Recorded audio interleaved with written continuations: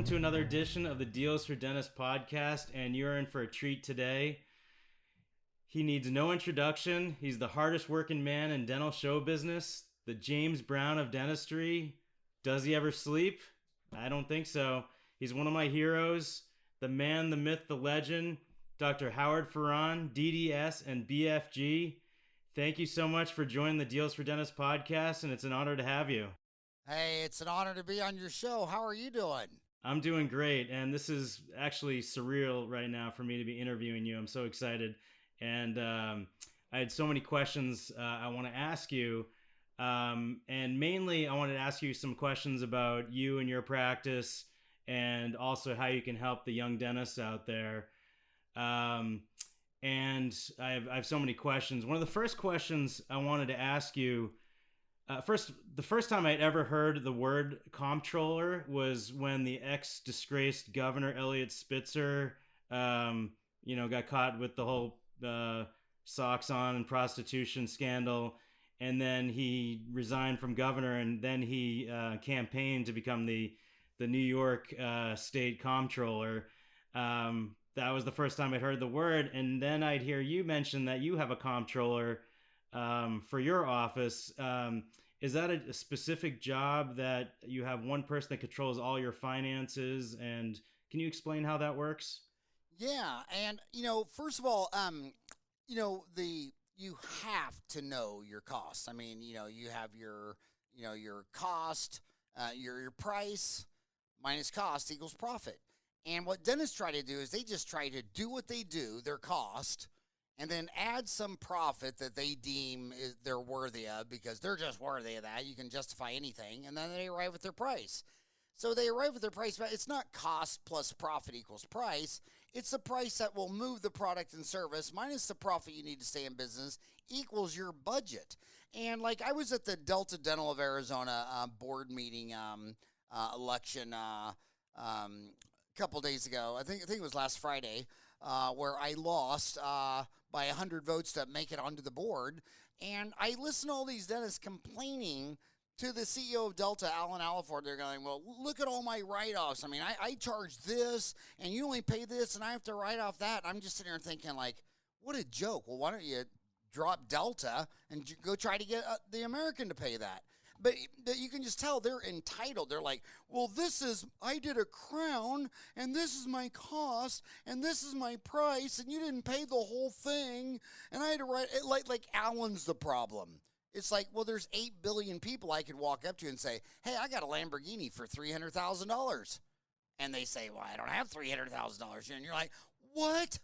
What, you have to buy this. So you need to know the price that moves, and that's what we call the equilibrium clearing price, where you can raise your price up, and as you raise your price up, price has an elastic effect on demand, and the sales start going down. I mean, you start with a $300,000 Lamborghini, but the number one selling car in America is a $30,000 car, and the number one selling car in the world is a $10,000 car, and I have, to this day, take away the DSOs, no one knows their price. You could walk into any dental office that's had a hygienist for 10 years doing the same thing. She's always in room 1. She's got a little bell around her neck because they always need to know where she's at. And she walks out of the room. She just did a recall, cleaning, exam, and bite wings. And I'll tell the doctor, how much was that? And he'll say, I don't even know.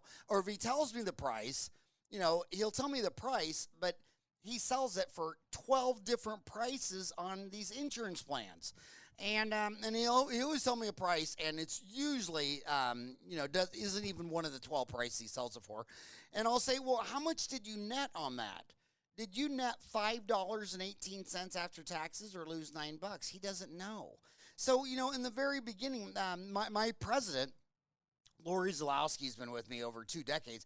That was her first job. I was ordering my own in-house bookkeeper because, you need a CPA. The statement of cash flow is what I need to run a business. A balance sheet, what balances your assets, balance with what you owe, your equity versus, what you have paid off the equity versus your liability. And that's good if you're, you need that if you're going to go borrow a loan or something like that. And then the other one that everyone is obsessed with is a statement of income, your P&L, your profit and loss. But that's only prepared for a tax collector, the IRS, unless you're publicly traded the SEC. It's got artificial numbers, depreciation, deferred taxes, all this. I can't manage a company off of that. So one's for the IRS, one's for getting a loan, and I need a statement of cash flow. And so the most astute business people bring in a bookkeeper. And I think I hired Lori for like $12 an hour 2.5 decades ago. And she said, what do you want me to do? I said, well, here's where I sit. And there was 3 of us back there. There's a couple of dentists. And I said, just get yourself a chair and a terminal. And I've just got some real simple questions for you. I want to know, how much net income after taxes do I make off a cleaning, exam, a filling, a root canal? That's all I want to know. And then she starts working and digging deeper into it, and she's like, holy moly, we were on Soft Dent, which was the kingpin back then. Now it's Dentrix.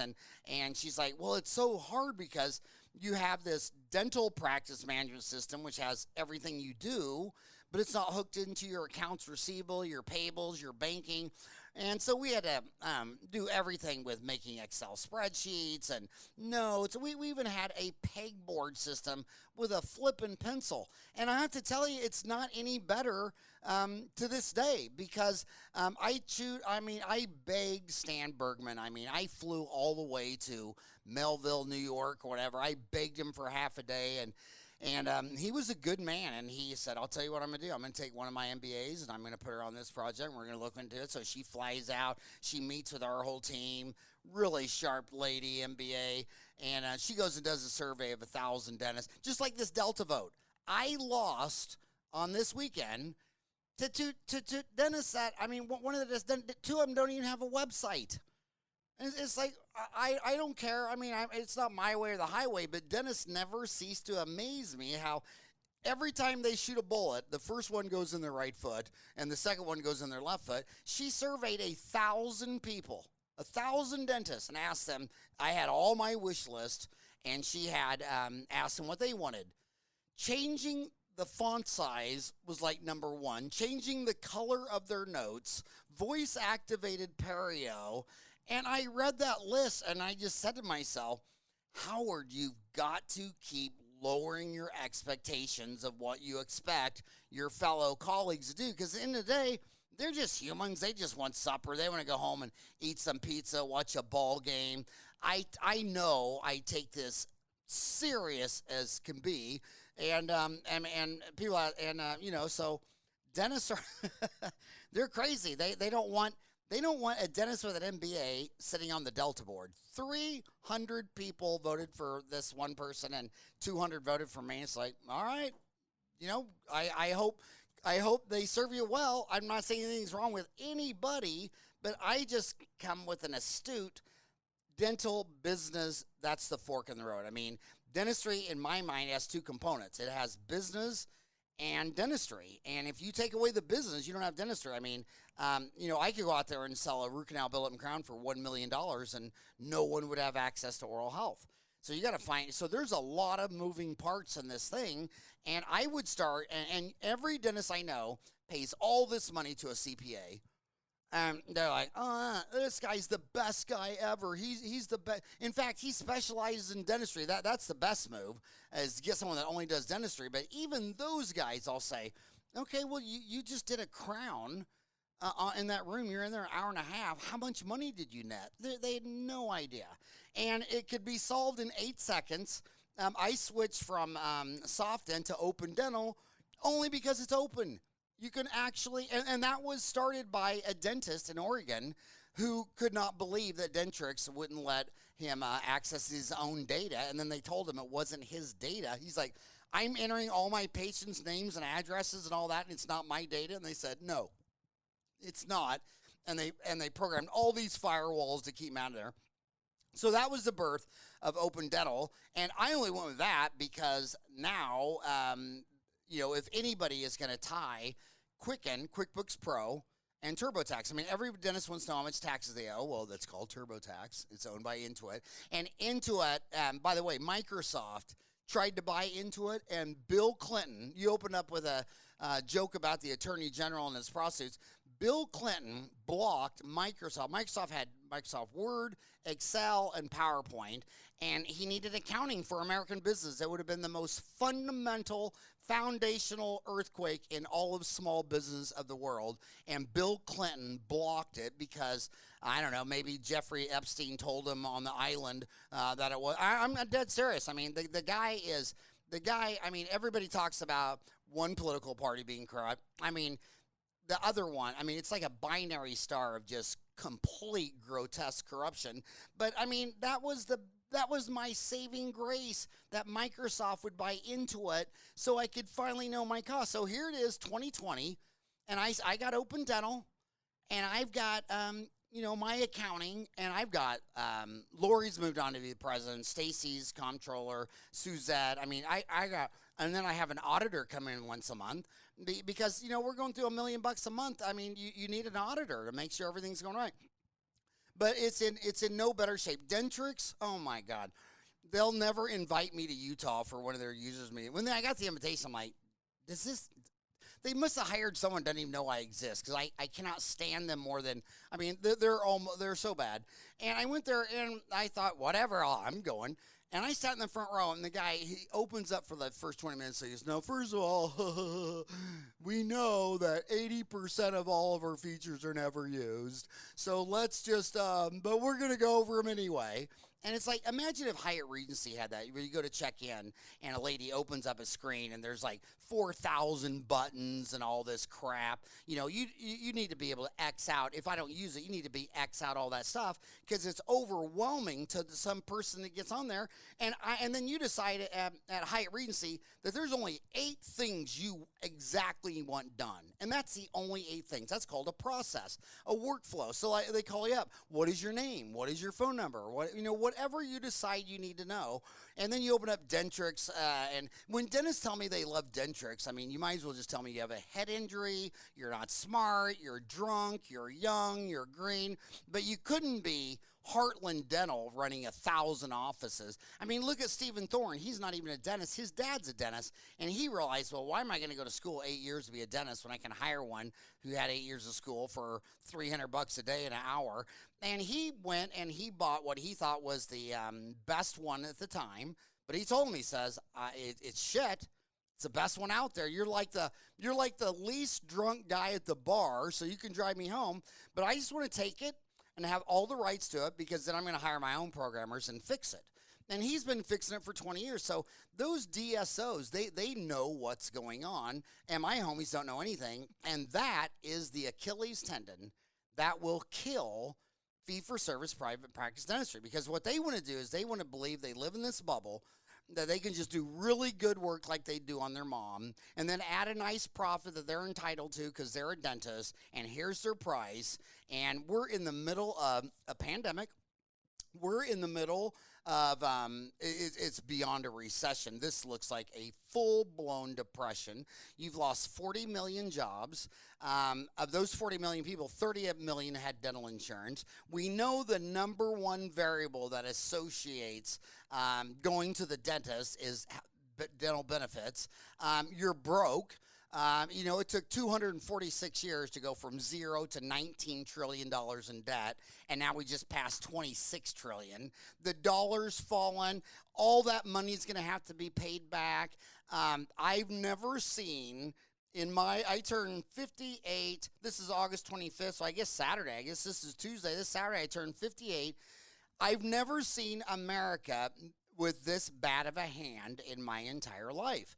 And you're not going to come through this by not knowing your cost. Well, I know what I'm going to do. I'm going to blindfold myself, put Q-tips in my ears, and I'm going to go forward with no awareness of my cost, my prices. I mean, it's just, and you can't fix stupid.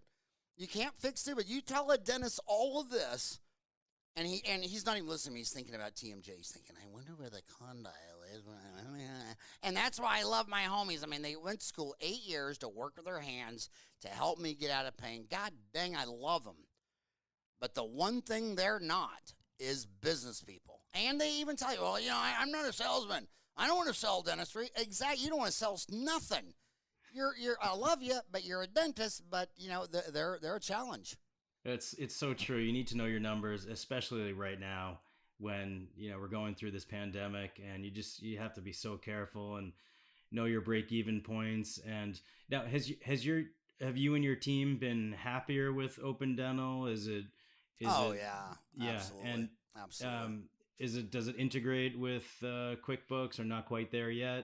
Well, the first thing I have to say about Open Dental is, my gosh, forget about any feature, whatever. The thing never crashes. I mean, because remember, I got 5 programmers. I hired a programmer in '98 to start Mm-hmm. Dentaltown.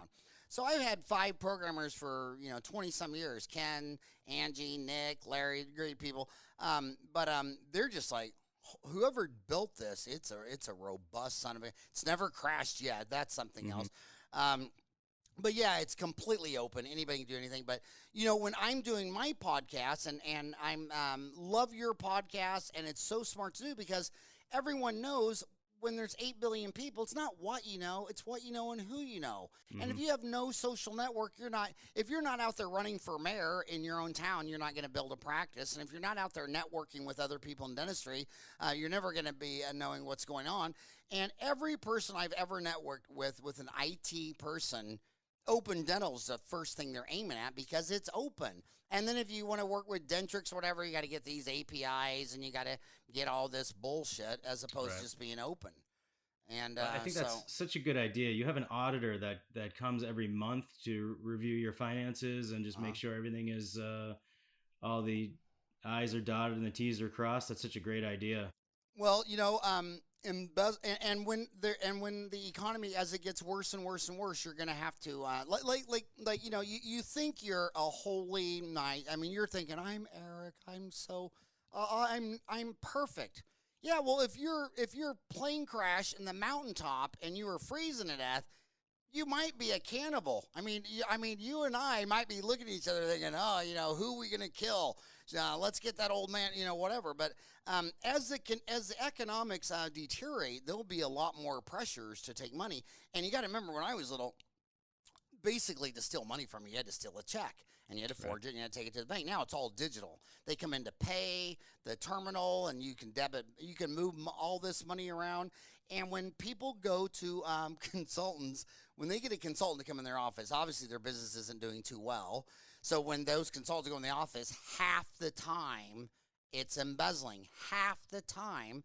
And this is another reason I love dentistry. They're so funny because I post all the ones that make the news because if they're already in the newspaper, I'm not outing a dentist. Some people say, well, aren't you embarrassing? It's like, dude, it was on the front page of his newspaper in a big town. I'm sure the last person he's thinking about is Dentaltown or Howard's Twitter account. But I mean, they usually are stealing like 150,000 a year. This one just the other day stole $8,000 over like 3 years. It's like, how many businesses can you steal 800,000? I mean, if you went and got a job at your local, Dairy Queen or your local Subway shop, do you think you could have stole $800,000 in 4 years? I mean, it's big time money. It's loose as a goose. And these dentists, they'll bank with Chase, but they don't have the Chase app on their phone. Mm-hmm. So what you got to do is break these things up. So where everybody's embezzling, and it's oftentimes the wife. I have to admit, the dentist is. I shouldn't say the wife. That's bad. I should say the spouse. Even though I don't have any examples of male spouses doing this to female dentists, but I have 20 of women doing this to male husbands. Is the marriage ain't going too good. So she starts moving $3,000, $4,000, $5,000 a month, always out of the country. It's always the Caribbean, Australia, somewhere. It's either Caribbean, Grand Caymans. In fact, Grand Caymans is getting UK's under a lot of flack internationally because that's where all the thugs are hiding their money. And she starts moving $5,000 a month. That makes the marriage a little better. I can put up with you being you for $5,000 a month on the side. And then by the time the dentist finds out, she files for divorce. Mm-hmm. And so, but anyway, so in the dental office, they're moving this around. So what happens is she gets the mail, she makes a deposit, then she makes the deposit. She's getting the mail to make the deposit. She's paying bills. Every time you add a function to her, she can do it all. And my gosh, you got to break that stuff up. So, the checks, the canceled checks are mailed to the doctor's home, the cash deposits or whatever, any receipts. I mean, there's just a big checklist. And then on Dentaltown, it's hard for me to get people to make courses on how to prevent this, because the opposite, it's a training course. And I remember when I put right. my first course up, and my God, it wasn't even, I think it was 6 months later. And some guy was like, "Thank you, Howard, for training my receptionist on how to do this." Right. And all I say is this: it's real easy to do if you just break up the task. You got to make it so it takes at least 2, hopefully 3. In my office, it's going to take Lori, Dawn, Stacy, Suzette, and my auditor. And me, if I can embezzle against myself. I could probably get that drunk to where I'd start embezzling against myself. But, so for me, but we're a $1 million a month operation, so it's going to take you 5 people to pull this off. And so just break up the task. And then one more little caveat. Remember, your wife's your lover, but half the marriages fail. And the other big red flag in the dental office is you got a mom working up front, and the assistant is is her daughter. And so now we got a family in there. So it's one try. And then what do they do to play their odds? Well, if I'm stealing from you, and that could go bad. But if I'm sleeping with you, I only stole $100,000, but a divorce will be $1 million. Or, I like to party. If you wrote me a script for Vicodin and we had some fun one night or whatever. So they try to get you so deep in the quicksand that when you find out they've sold $500,000 from you, you'd pay them another $500,000 just to go away. Just to make it go away. Yeah, so I always tell dentists, if you're going to sleep with one person on earth other than the one you're supposed to sleep with, go to another continent. At least the other side of town. But really, 8 billion people, you chose the monkey in the same business as you are. I mean, it just you can't make some of this stuff up. It's just crazy. So you're so right. You need to know your numbers, but you also have to protect your numbers, where you've created a system where you're splitting up roles, so the same person isn't opening the checks and depositing the checks. Also, they all know that there's an auditor that's part of the mix, so that creates, like a fear. But you're right. During hard times, it creates some people to maybe look for more opportunities to embezzle. So that is, and I'm sure a lot of dentists think this can't happen to me, and it sure can. So it's definitely something you have to be careful of. So I like the fact that you have all these people doing these different roles, and you have that auditor coming in. Just curious, so how many days a week do you still practice? Everybody that owns 1,000, this was a tough thing for me. Everybody, like Rick Workman owns 1,000 Heartlands. He hasn't touched a patient in 25 years. Rick Kirshner owns 350 Comfort Dentals. He hasn't touched a patient in 25 years. Steve Thorne's not even a dentist. So it's always been a personal battle between the love. I mean, my favorite procedure in the world is always an extraction, impacted wisdom teeth. My second favorite's always molar endo. I really don't like the cosmetic stuff. I'm not that type of touchy-feely guy. Mm-hmm. Into veneer, because when I'm looking at veneer case, I'm thinking, God, you should leave all that enamel on your teeth. Don't touch it. Do some Invisalign and some bleaching. I don't want to peel all the enamel off your teeth and all that kind of stuff. But I've noticed in my 32 years, the more time I do clinical dentistry, that slows down every other project. Mm-hmm. And so I'm always the backup. So like I was in there 3 months. Just this year, our 2019, Monday through Friday, 8 to 5, because we were down a dock. So I'm a great bench. I'm a great for a sick. I like to do a little bit, but I'm getting old. I'm 58, and there are I just podcast the CEO of Dentsply Sirona, and Don Casey says there's 1 million dentists on Earth. So if you're pushing a lawnmower, this is the thing that's tough. You come out of school and you went to 8 years of school to push a lawnmower. And you're pushing on. I can still remember when I was 10, my dad went to Sears and it was $87. He loaned me the $87, bought me the lawnmower, and then I had to pay him back. And then for the interest, I had to mow our yard. And but then that was my lawnmower to go mow other yards. And back then, a yard was $3. And but you start realizing it's all fun at first. I mean, fire that thing up. I mean, it was the coolest thing in the world when you're 10. And still cool at 11 or 12 or 13, but eventually, by the time you get a car, you're like, I don't want to push the lawnmower. So, you know, if you see, Dennis, they did that with hygienists. It's like, okay, cleaning, the first hygiene cases were amazing, but eventually you say, I'm going to let someone else do that, and I'm going to move over to fillings and crown and bridge. And what's so crazy about dentists, they remind me like my sisters. I love my 5 sisters more than anything. My mom's the greatest person in the world.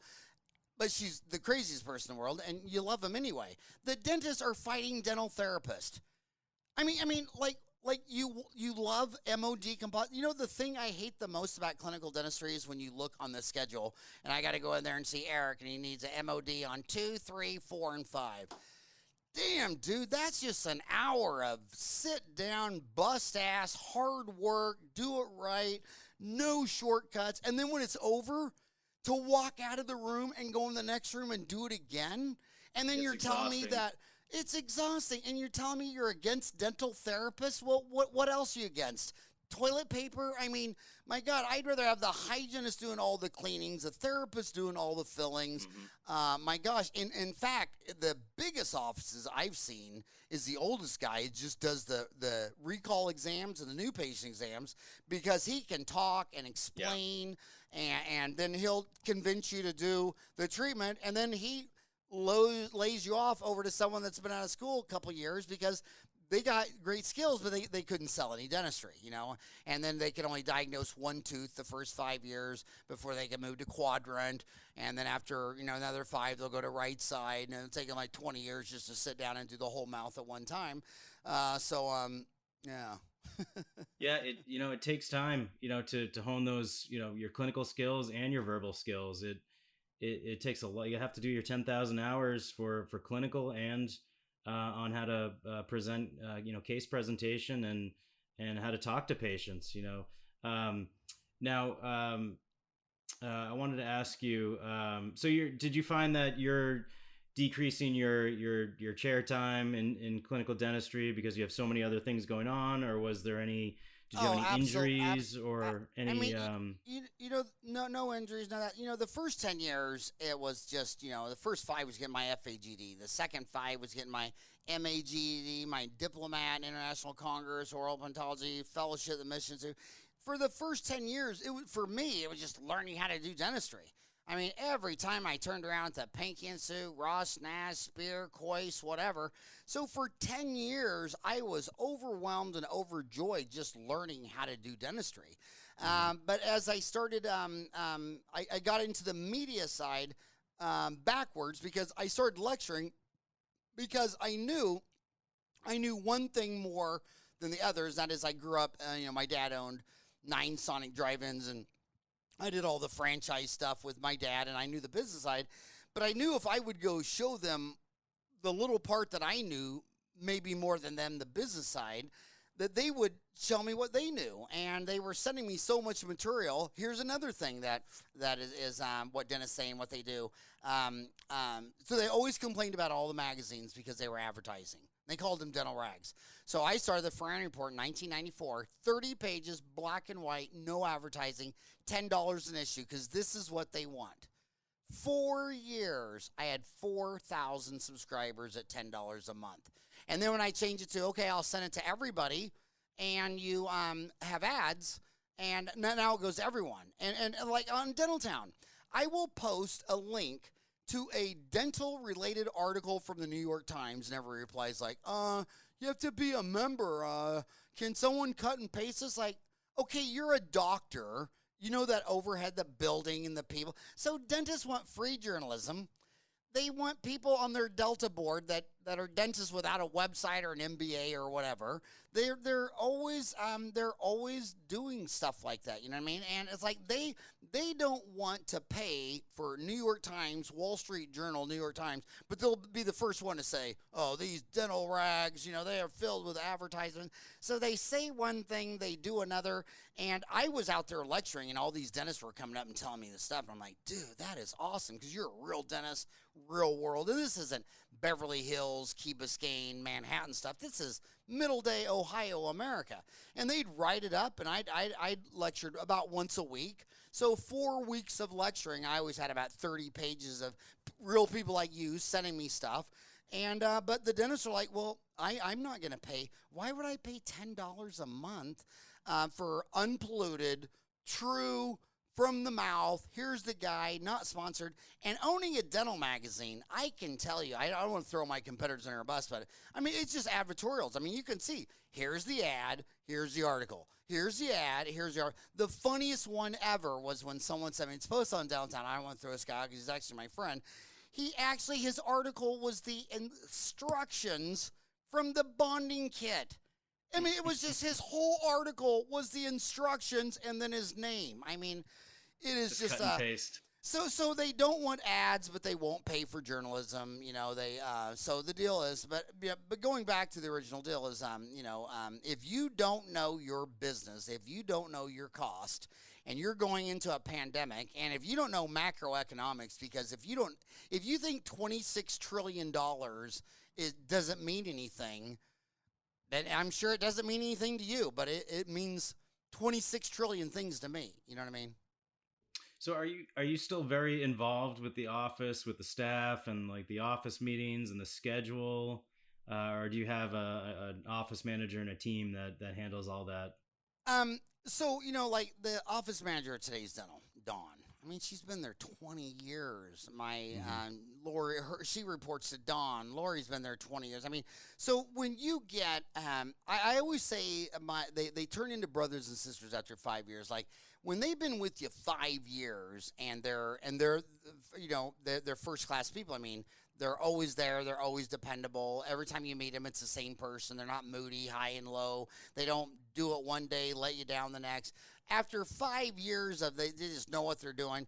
And I have to admit, everybody in management ends up being a workaholic, and that's why bonus systems don't work. Because when you take a dental assistant making $20 an hour, well, if she really cared about money, she wouldn't be a dental assistant for $20 an hour. I've had several dental assistants go back to school and become hygienists. I've had 2 dental assistants go off and become a dentist.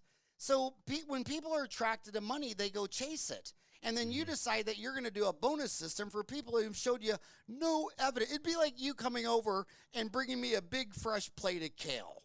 What evidence have I shown you that I like kale? I mean, I'll take a beer and a Snickers bar. I'll take some popcorn and a hot dog. But these people have shown no interest in money, and bonuses don't work. So when people make it to management, they're workaholics. Like, you always tease about him, like, he'll never retire. He loves what he does. So when you find people like that, and you know that because, like, you'll send them an email on a Saturday and they'll answer on a Saturday, even though the protocols you don't have to answer till Monday. I mean, they love work, and they would rather answer that email than go watch, some, TMZ or something.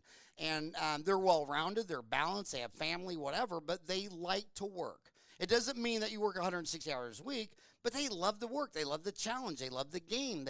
People love things they're good at. Like if you could shoot scratch golf, you'd probably play 3 times a week. So basically when you gotta, it's all HR. Like right now, sports are rolling out again.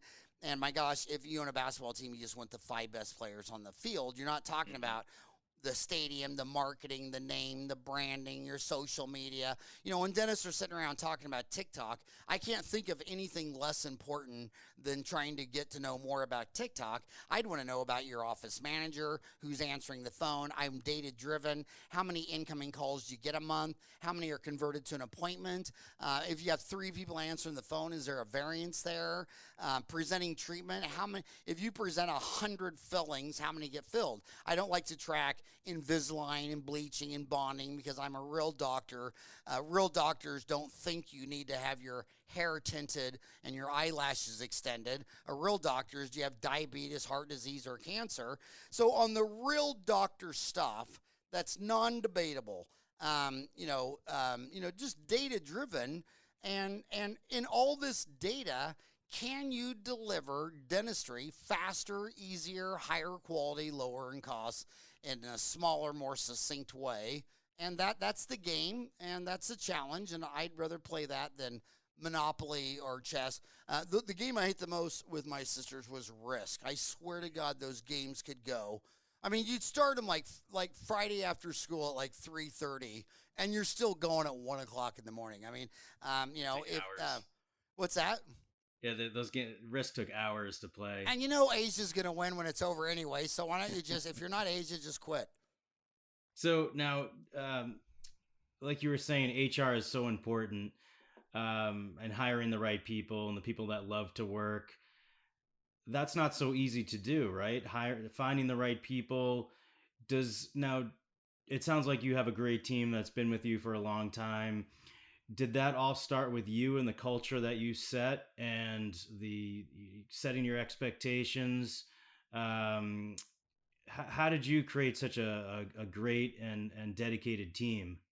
So, like, when you're in a race, like, shout out to Usain Bolt. He's the only person I met that can run faster than me, and but he's faster relative to the person he's running against, right? I don't think he's faster than a cheetah or a flying eagle. So in your team, it's got to be open and transparent. And so in the team, who turned out to be the best? I never made the top 3 on treatment plan presentation. I never made the top 3 on HR. And so I'll go into a dental office and the dentist is really, really struggling with HR. And he's had this office 20 years and all kinds of problems. And I'm just sitting here amazed thinking, when I found out I suck in something, I wasn't thinking 20 years later that I'm still a really good golfer. I mean, I knew at a really young age I was really no good at golfing, and I just had a feeling I'd probably never dunk a basketball either.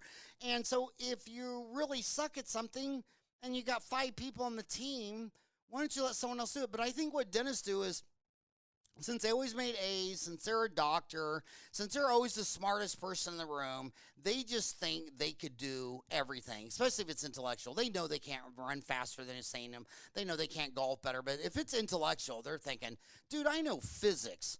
I know, I can do this. I'm that smart. Well, evidently, it's an art and a science. Just because you're good in geometry and math doesn't mean you can know people, and some people are better than others. I've watched several dentists do interview for a new staff, and I swear to God, the entire interview, the doctor talked about his journey, his office, and I'm sitting there like, how long is this going to go on? And then when it was over, she just sat there smiling, and he loved her because he was talking about himself, so he's secreting endorphins for himself. And also, I also think in healthcare with HR, like we already know, I'm in Arizona where a quarter of the state is Indian reservations, right? Well, they already know that a Native American Indian doctor or dentist will diagnose you better than someone who's not of that ethnicity. There's tons of research. Like if you were a female, and look how the market drifted that. When I was little, all the gynecologists were men, and all their customers were women. Well, now they're matched up level. And it's just obvious. And so if you're a man and you're in an office with 12 women, I can just tell you that just the fact that you're not even a woman, you could not be as intuitive to this tribe of 12 women as good as a woman could. And there's just people that have a sense for it, a knack for it. And I've got a lot of people that have that because that's, we've honed that. So what happens is, as the founder, my motto is, we're going to have a home here in Phoenix. And then as far as vision, my vision is, okay, we're going to go to LA. And we're not going to Vegas, Denver, Albuquerque, or Tucson. So we're going to go to LA. But once we decide we're going to LA, I'm not going to be the one that decides, are we going to walk, fly, rent a bus, are we going to get a hotel? You got operational logistics. So my job is the vision, and then I have to realize that every single human being dies. No one has escaped death on earth. So you have to know that you're going to die. So then if you don't know your transition to death, you don't know where you're going. So the founder has to take his vision and transfer it to the founding team, so that when he dies, the team still has it. So now, 32 years later, there's a bunch of people 20 years plus that we all agree on the same values and you know, where we want to do, what we don't believe in. And it doesn't mean it's right or wrong. Your office might listen to country music and we might like rock and roll. You might go to bowling alleys and we go golfing, miniature golfing. That doesn't matter, but your core objectives have been met. And now, I'd say after 20 years, you couldn't get hired if you didn't fit that deal. So that's why someone like Sam Walton can die, and it goes on. Sol Price, the Price Club, can die, and it goes on. I mean, if Ray Kroc died and they had to close down all the McDonald's, he really didn't add value. He just made a bunch of noise. So most of us are just making a lot of noise, beating our drums, making noise, getting through this 100-year thing we called life.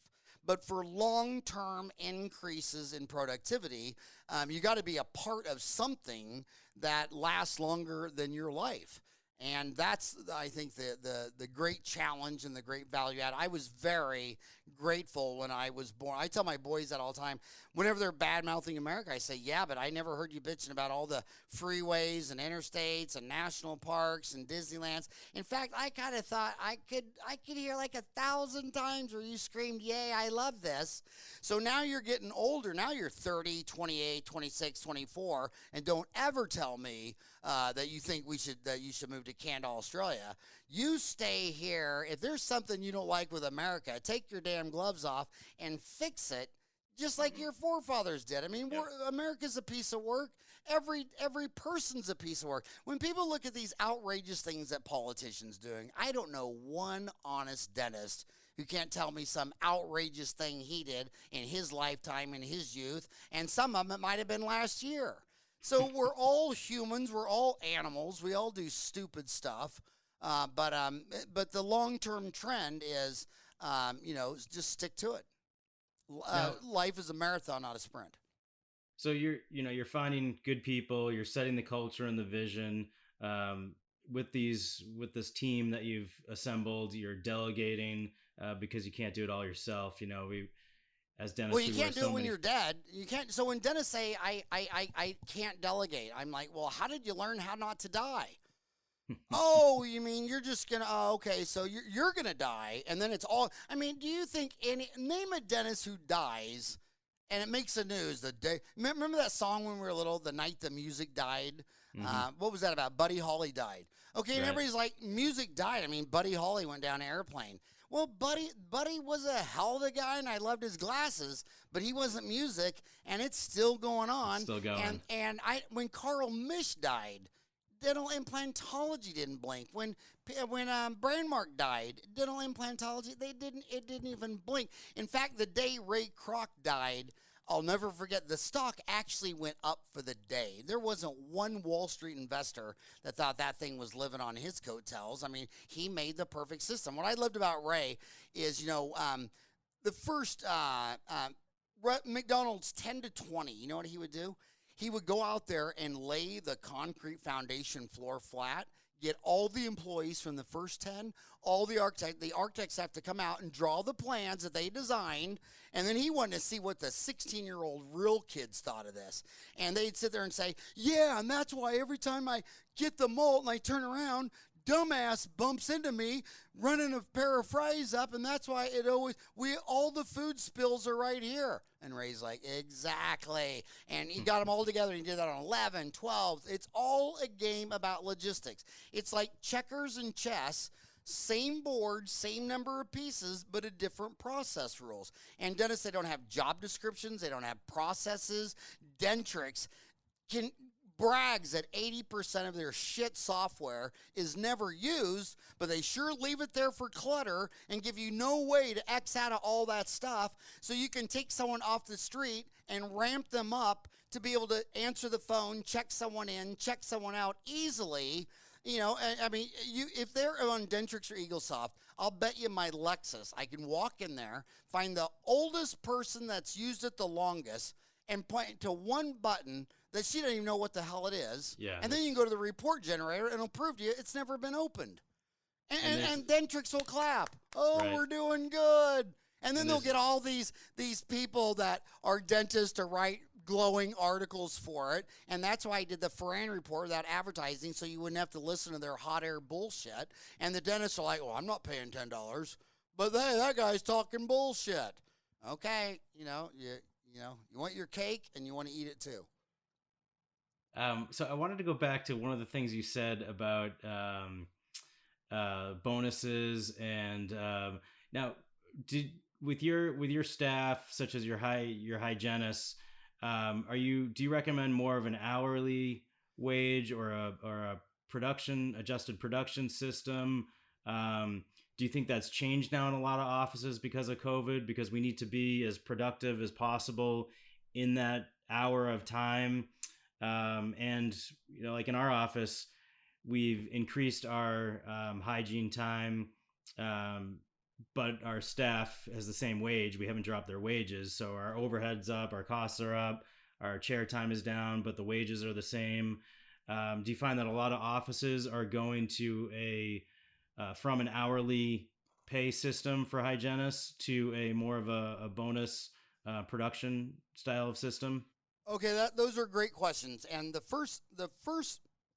person who's already demonstrating the most intensity that they want to have a good living is a doctor who spent 8 years of his life trying to get this certificate because he knew, that it would be a better financial future for his family having that than a job at Subway. So he spent 8 years. So you pay them on a percentage, but you can't pay him on a straight percentage. You got to pay him versus the base, because the whole media world is aware of all these people. You see it a lot in air conditioning and mechanic shops where the person are only paid commission. So he doesn't want to tell you it's your car battery.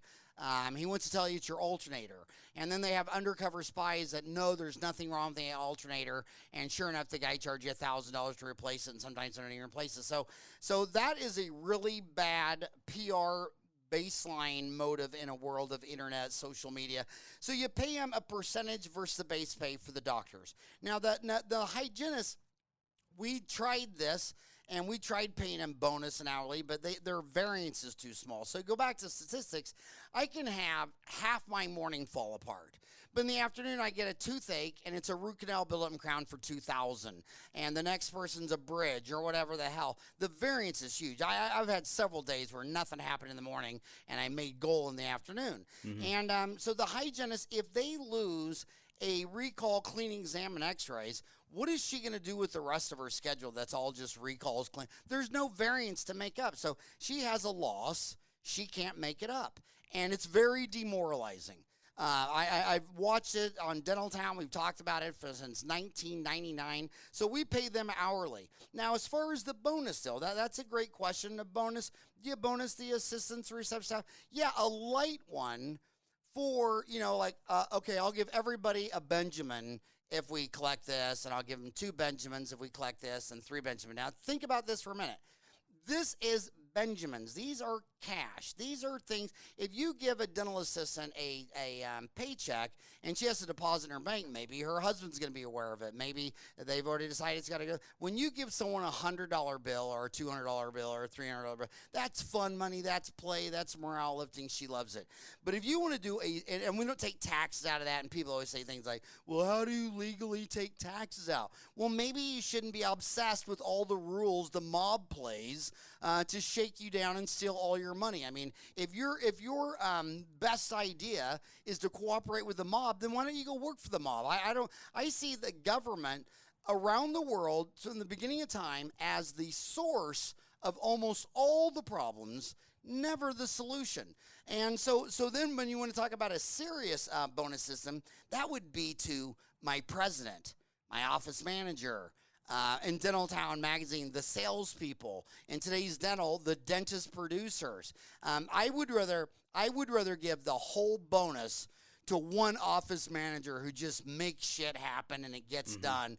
Because if I have one person that's just, man, loves her job, making bank, I mean, my gosh, I'd rather have that one person than throwing a bunch of ding-dongs and Twinkies at a bunch of assistants and hygienists or whatever. And, Yeah, I could see that system could cause competition and resentment. Let's say a hygienist schedule fell apart and another hygienist is crushing it in her schedule, and it just could create unnecessary resentment between or competition between the And furthermore, the staff these dentists, they always talk about bonuses and wanting to build up their hygiene system, and they still can't even tell me how much net income they make after a cleaning exam. In fact, I did the math for one dentist, and it took me like all day because he was asking if he should go from one dentist to two, and his data, is all in charts and it's all, all this stuff. And it took me about the day to prove to him that at his fifth hygienist, he would finally declare bankruptcy. So, he wants to explain, usually when you're in a pit, you should stop digging. When you dug yourself in a hole, stop digging and get out. And dentists don't even know how much you're losing on this procedure. So they say, well, hell, I don't even know I'm losing $10 a cleaning. So let's get two hygienists. And this is where the DSOs, I'm in Arizona. So the governor passed a law that they'll accept any professional license from any state. So Arizona is ground zero for DSOs. 18% of the DSOs are in Arizona. And my gosh, 5 states aren't even 1%. And obviously everyone can see they have better locations, better signage, better marketing, TV, radio, I mean, they're just doing all of that the best. And I think during the pandemic, they're the only ones hiring. So, Dentaltown had 1,000 offices for sale in the classifieds for the last 20 years. Now that's gone up to 2,000 because a lot of old people just say, that enough's enough, I'm out of here. And the 5,000 ads for you to come get a job are now only 1,000, and it's only DSOs. So the DSOs are, at first during this economic crunch, you're always worried about who's leveraged and who will run out of cash. And that is still at the front of my mind because the Federal Reserve printed $3 trillion in March. That's the whole meaning of your stock market bubble. If you think it's real and has gravity, then I'd like two words for you. Buffett index, where the value of the Wilshire 5,000 publicly traded stocks should be the same as the GDP. It should be about an even par. And a lot of times the stocks will get down as low as 70%. Now it's at 1.77. Those stocks are worth 71% more than the country that those companies exist in. Now, I loved it when Warren Buffett was selling airlines and you had, your typical financial clowns on CNBC and all that saying how, are his days over? Is he too old for a new guy? Oh, shut up. And now it's already, he's going to bury them. But these are going to be rough financial times, and they're going to get much more rough before we're fastest. And go back to the last one, Lehman's Day. That baby was 2008, and it was a setback for a couple of years. And this one is far worse than that. It's far worse than that. So going forward, without knowing your numbers, without knowing your cost, without making cash king, quit your stupid spending, quit eating out, quit doing all this stuff, and start growing your business. Yeah, it's so important, especially now more than ever, to know your numbers and to live below your means and save cash. Now, have you heard that a lot of dentists that were close to retirement or, were getting, towards the end, that they just said, I'm just going to sell to a DSO? Oh, my God. I'm hearing this from practice brokers. In fact, they're so smart. It was back in December. What was the deal? So December, I spoke to a group of 100 practice brokers, and they were already they were just looking at the math about Mm-hmm. how many old people were wanting to sell, and there was just going to be this huge number of people wanting to sell a practice. Then comes the pandemic, and it all comes down to this: if you never got divorced and you're a 60-year-old dentist in the richest country in the world, you can retire. Now, every time you traded in your wife and split all your money in half and rebuilt it, that pushes back your retirement. But I know so many 60-year-old dentists on their first wife, and they're like, I'm not going to go Yeah. do all this crap, and then they put up for sale. And if you don't want to buy it, a DSO will. So Yeah. the liquidity in the urban areas is pretty much spot on. Now, the rural areas are illiquid because the DSOs won't go there, because the millennials won't go there. They don't have a workforce. But I take that same stat where the DSOs have already shown they're not going rural, because you got to look at when a person says something, what is their framework? What is their age? Where are they coming from? When you walk out of school 24 and you want to get married and have kids, well, you're not going to move to a town of 3 people when you could move to a town of 3 million. So finding a mate, girls are far less like, they're 2/3 of the DSO workforce, but when you pick them off one by one, what do they say? Well, they're a girl. And I say, well, if I go to an implant class and I meet the love of my life and he's already got a practice somewhere, I want liquidity. I want to be able to move. And if I found the love of my life, I'd move to Kathmandu, Nepal to go there. So they want options. And that's another reason they don't go rural, because they want more options. They are meeting other doctors. Look at how girls marry versus boys. Girl dentists always marry an equivalent. Their husband's a dentist, doctor, physician, lawyer. Then you go to meet the male dentist. Where did you meet your wife? Oh, at the strip club. Have you ever been to Bourbon Street? On the, it's like they just fall for the peacock optical illusion every time. The girls have a brain, and their husbands can carry them through 3 kids, an early retirement, whatever. And that's why I tell people in dental school that everything you learn about financial planning, they don't even talk about financial planning. They talk about all this numbers crap. It's like, well, if you never get married, you'll never get divorced. Never have a kid, you'll never have to pay for college. It's pretty simple that if you never got married, never have any kids, you're going to be a shitload richer than if you marry someone and have kids. And then when you do marry someone, well, if the average person has 2, I don't know what the official stats are, but in Phoenix, Arizona, I bet the average LDS woman is somewhere between 4 and 5. I mean, so if you're going to marry a stay-home woman that has 6 kids, then why are you buying this dental practice that only does $750,000 a month and is only going to spend on this, when there's this one over here that's doing $1.4 million and you got 5 kids, buddy? So why? I mean, you wouldn't buy a smaller house with a bigger family, but dentists do. I don't know what they're thinking. I mean, if you got a really big family, you need to buy a really big house and a really big practice to pay for it all. And if you're a bachelor, you could live in your car and you could buy the smallest practice, work 2 days a week. But I'm always talking about income streams. And these dentists who either for some reason just want to make a lot of money, or they've married a stay-home that's going to have a boatload of kids, you shouldn't be looking at any dental offices under $1 million, because you've already made a lot of decisions that you're going to burn more than that in cash. Yeah, and I would say, to the the ones that are in school or just getting out of school, that rural is, if they, I would say, go where the work is.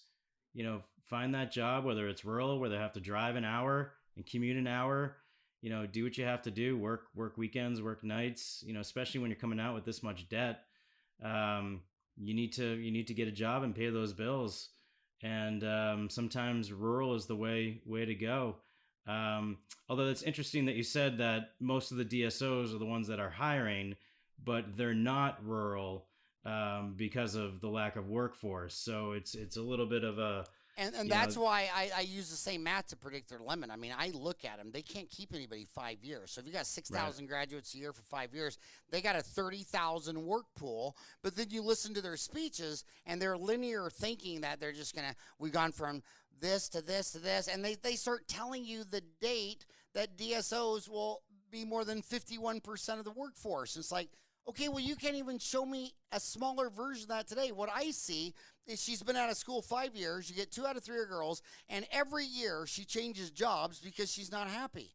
Mm-hmm. And so if you can't if they think they're going to be the next Walgreens, well, I know why they can be the next Walgreens. I remember when I was lecturing in Paris, France, and I realized that when you go to the doctor on your national health insurance and he writes you a prescription, he loads it into your debit card, your card, and then you go to an ATM machine, stick it in there, and a bottle comes down, the pills come down, a label, and I'm looking at this machine, and it's made right here in Scottsdale, Arizona. I'm like, Mm-hmm. no way. And they say, yeah, well, it's illegal here because that's all that trade unions do. The only thing the Arizona State Board of Dental Examiner does is keep your prices propped up. If they went away, you'd have dentists moving in here from Mexico, Asia, India, the whole nine worlds, and the price of dentistry would plummet. So all boards, when two, Adam Smith even said it, when two or more men gather in the same place, it's to conspire about how to raise their prices against the populace.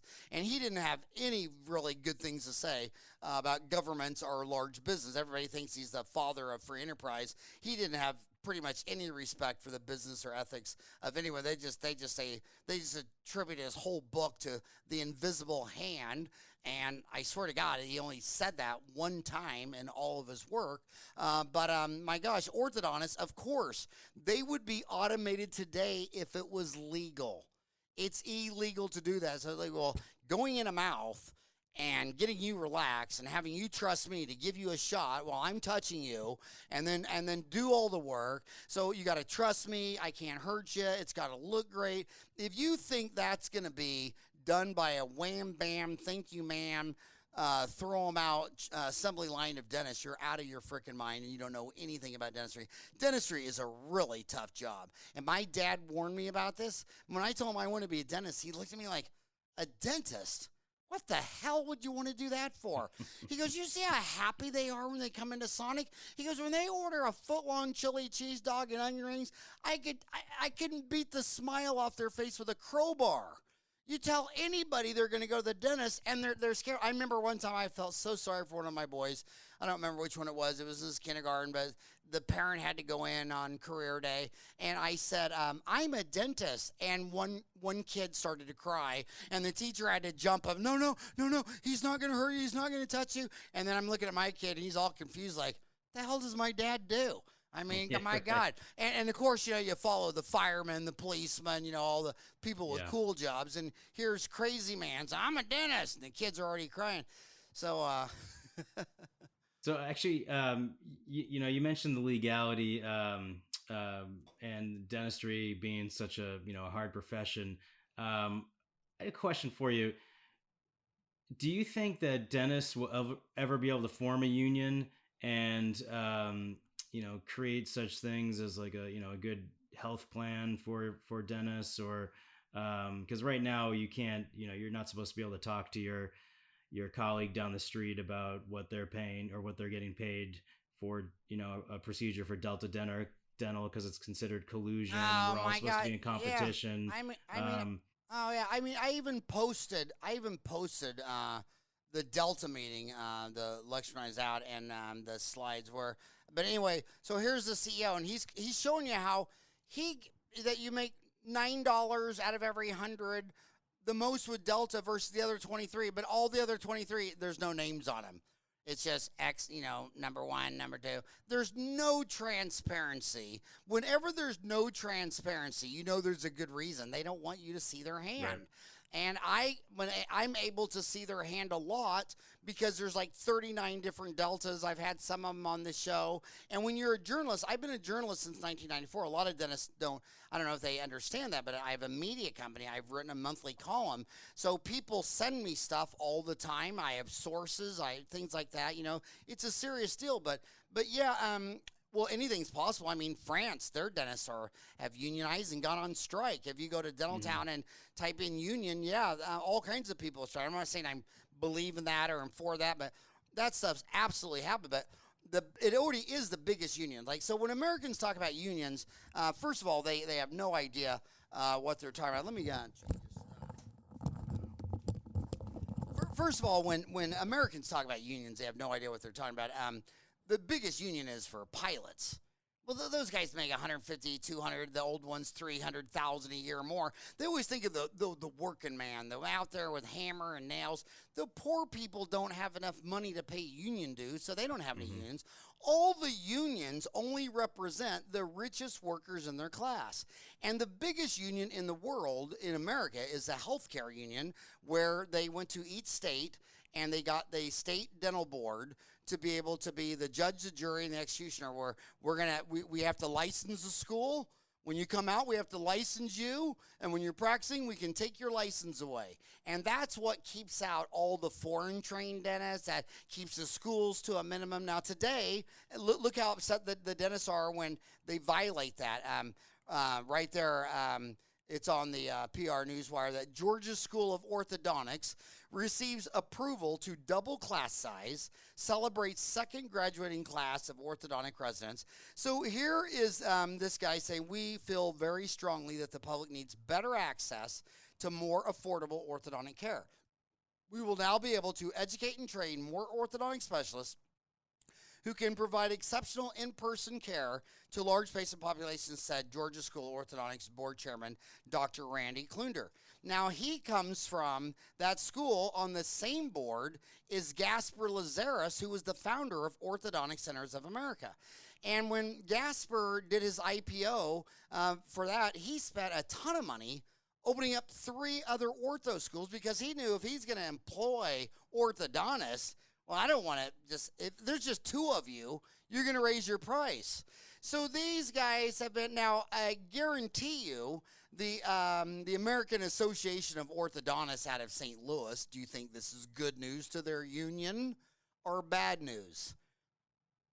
Yeah, it's not good. Yeah. Yeah. So see, they're already a union. The doctors have the biggest union. And then look in Arizona. It's tough for me because you know, I'm across the street from the Guadalupe Indian Reservation. There's 25,000 people there. There's not one dentist there. It's 5,000 Indians and 20,000 illegals, whatever the hell that means, because I know that I did my family tree. I'd never let my boys talk ever shit about immigration, because we were all part of the Irish diaspora.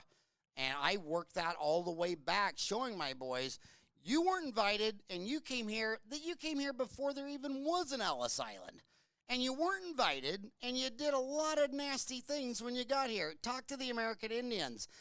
Talk about slavery in the South. I mean, this country, the history is full of this stuff. But the dental unions, when they catch someone from Mexico operating in Guadalupe, they will come out there, the police, the mob. They'll kidnap him, something your mother told you not to do. They'll put him in a cage. I thought that was wrong. And they'll deport him, if not put him in jail. And what was he doing? A $20 filling on some little girl that can't afford to go to a board-certified pediatric dentist because she doesn't have $500. See, it's one thing to say the board has determined that Eric is appropriately trained and qualified. He passes all of her deals. And Eric is an approved licensed dentist in the United States of America. And then the consumer can say, I want that. And then another consumer say, well, Eric wants $500 and I don't have a dime, and he doesn't speak my language, and I see someone over there and he'll do it for 20 pesos. And then Eric says, oh, well, I just got out of church and I just got done reading the Bible, and we shall kidnap you and throw you in jail and arrest you and kick your ass out of this country, because anybody treating a child for disease from a good dental school from where this girl's family used to live 20 years ago, it's very immoral. And they owe it, and it's just so the whole thing's it's a joke. All right, so and a scam. I wanted to ask you one final question, and I wanted to do it in my impersonation of Howard Farran's voice. So here we go. I've been listening to a lot of your, hundreds of your podcasts, and all right, here we go. She's 25 and she just got out of dental kindergarten school. She just opened up an office and doesn't know her numbers. Her staff wants a raise every time the earth goes around the sun. She's thinking about buying that $100,000 laser. she's about to marry the guy with the big biceps she met at Waffle House, and she has to keep one eye on costs and one eye on the patient, just like Sam Walton and Southwest Airlines. Ah, that So, was awesome. That was but awesome. now, have you ever gotten a call from the president of Waffle House, and have they ever asked you, like, what's the deal? We have great people that come here too. I went to dinner with a guy that owns 8 of them out here, and the boys thought it was the most fascinating, because I always think, if you're going to go to dinner, why not learn something of the boys? And he was talking us through the journey about how, because I asked the obvious question, what the hell happened to Denny's? Denny's was the biggest thing, and it faded away in White Wolf House, and he was talking to me about how they focused on quality ingredients, and the management at Denny's and things like that kept trying to save money on the food. Next thing you know, a waffle tastes rubbery. The eggs, you think they're fake. And he said, the Waffle House, we have the Mercedes-Benz ingredients, and that's why you come back and we sell food. But I love the Waffle House. First of all, and that's another true thing. Have you realized the best food always has a picture on the menu? If you're at a restaurant and there's not a picture of the food on the menu, you're going to pay 10 times more money for a bunch of shit. Only go to restaurants with pictures on the menu, and you'll get the best food for the lowest price. That's right. Well, thanks so much for joining me. That was on for the Deals for Dentists podcast. It was a pleasure. Such an honor to have you. Any last final nuggets for advice for those young dentists out there that you want to finish up with? Yeah, easy, man. Just work hard and hustle. You live in the richest country. It's been the richest country for 2 centuries. It's got 1/3 of a billion people. They're not going to go away or just get lost in the desert for 40 years and not know what to do. This country's got a lot of smart people, but the people that spend more than they make from age 25 to 65, they're still buying cars and houses on mortgage. So you got to draw the line someday where you say, I'm going debt free on consumption. Now, if you want to borrow a bunch of money for investment, it's the same. I'll even show you how that doesn't work in investments. Like, some people will go buy land and they'll say, well, that's going to be a good investment. Okay, well, every month you're sitting on that land. It ain't giving you any dimes. But if you would have bought an investment of, say, a bond, or you bought a business, so go buy an asset that makes money, and quit spending all your money on consumption, houses, cars, eating out, and then hustle. I mean, hustle. It's absolutely goes without saying that the people who work the most hours make the most luck. I mean, Edison, it took him 30,000 attempts to make a light bulb. And everybody says, oh, he's a genius. He discovered the light bulb. Well, how many geniuses, how could you be a genius if it took you 30,000 tries? I think we have enough evidence to say Edison was a hard-working, normal man. I mean, Einstein, when he got his Nobel Prize, he took the $1 million and gave it to his wife, who was his cousin, his first cousin, and said, just go away. I don't want anybody to find out. I mean, they're just hardworking people who hustle. There's nothing magic about them. So get out there and work. And if you can work like no dentist has for 10 years, you're going to live like no American has for 30 years. So you're a doctor in America. Work hard, hustle. If you spend money, it's investing in yourself, your business. It's not going on vacations and travels. And if you need a Mercedes Benz, somebody didn't love you. You need validated. I love you. I'll validate you. You have been validated on Dentistry Uncensored. And it was done on dealsfordentist.com. You got validated for half off just because you went for dealsfordentistry.com. But you don't need validated with Mercedes-Benz and all that stuff. Just get out there and work and hustle and feel good about what you're doing. And if you don't feel good about what you're doing, then stop doing it and just do things that make you proud to be you. Work on a better version of yourself every day. I mean, you imagine how excited Walt Disney must have been, proud of himself, seeing the kids getting so excited that when he opens his gates, they run in. Imagine how exciting it is when you can get someone out of pain, and this kid can sleep with a pulpotomy. Just feel good about what you're doing. Only do things that make you feel good, and just work hard and hustle. And here's the last thing I'm going to say, that, when you look at someone who's been alive 80 years. They've had good years, bad years. Some decades were better than others. But you know what? This is 2020, And if you were ever going to pick a year to be at your best, it's going to be from right now to the end of 2021. This isn't the time to go find your navel, to give up, to be depressed, to be sad. I mean, if you were ever going to be the best version of yourself, it's right now. You're in the middle of war, baby. You're getting shot at by a virus, the economy, inequality, every sin America's ever done, from the Indians to slavery to inequality and police brutality. And the shit show is going down right now. So the best time to wake up early and be the first one to bed and the first one to rise and give it all you got is right now. Just do it now. We can get drunk and be lazy and do stupid things 5-10 years from now. But right now, I need your best. You need to be at your best. So give it all you got for the rest of this year and all of next year. This game's got 18 more months to go. And when this game is over and you won, you're still going to have a couple of black eyes and a missing tooth when this is over. That's so true. Well, thank you so much for joining us on the Deals for Dentists podcast. It was such an honor, Howard, and I think you've helped so many young dentists out there, and just keep on doing what you do, because it's awesome. Eric, I want you to know that my oldest son is named Eric, and he was named after you. So thank you for being the role model that I named my son after. You're welcome. Pleasure. All right. Have a great day, buddy. Okay, you too. Take care.